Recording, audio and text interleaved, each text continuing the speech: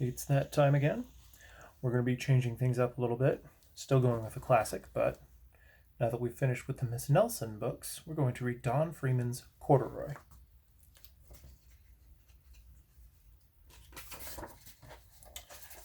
With story and pictures by Don Freeman.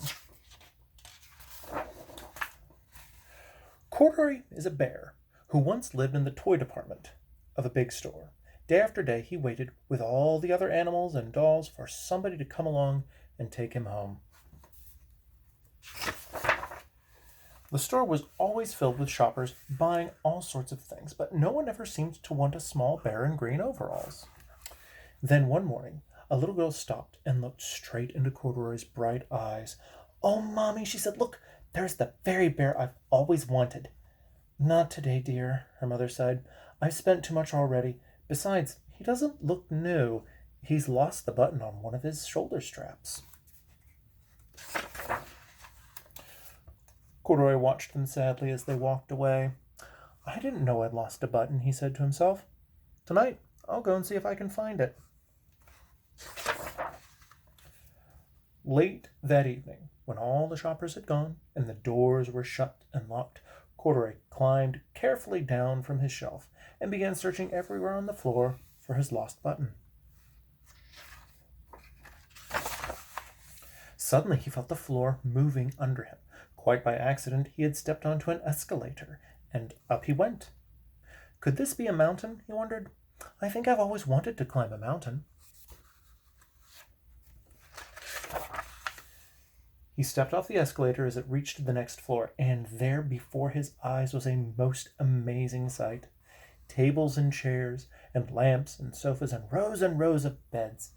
"This must be a palace," Corduroy gasped. "I guess I've always wanted to live in a palace."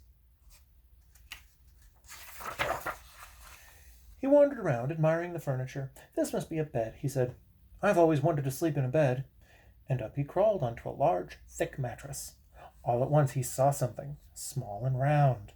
"Why, there's my button," he cried, and he tried to pick it up, but like all the other buttons on the mattress, it was tied down tight.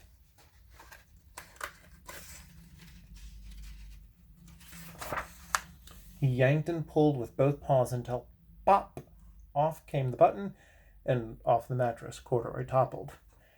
Bang! Onto a tall floor lamp. Over it fell with a crash. Corduroy didn't know this, but there was someone else awake in the store. The night watchman was going his rounds on the floor above. When he heard the crash, he came dashing down the escalator. "Now who in the world did that?" he exclaimed. "Somebody must be hiding around here." He flashed his light under and over sofas and beds until he came to the biggest bed of all, and there he saw 2 fuzzy brown ears sticking up from under the cover. "Hello," he said. "How did you get upstairs?" The watchman tucked Corduroy under his arm and carried him down the escalator and set him on the shelf in the toy department with the other animals and dolls. Corduroy was just waking up when the first customers came into the store in the morning, and there, looking at him with a wide, warm smile, was the same little girl he'd seen just the day before. "I'm Lisa," she said, "and you're going to be my very own bear. Last night I counted what I've saved in my piggy bank, and my mother said I could bring you home." "Shall I put him in a box for you?" the saleslady asked. "Oh, no, thank you," Lisa answered, and she carried Corduroy home in her arms. She ran all the way up 4 flights of stairs into her family's apartment and straight to her own room. Corduroy blinked. There was a chair and a chest of drawers, and alongside a girl-sized bed stood a little bed just the right size for him. The room was small, nothing like that enormous palace in the department store. "This must be a home," he said. "I know I've always wanted a home." Lisa sat down with Corduroy on her lap and began to sew a button in his overalls.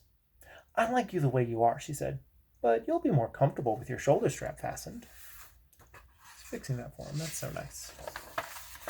"You must be a friend," said Corduroy. "I've always wanted a friend." "Me too," said Lisa, and gave him a big hug. The end.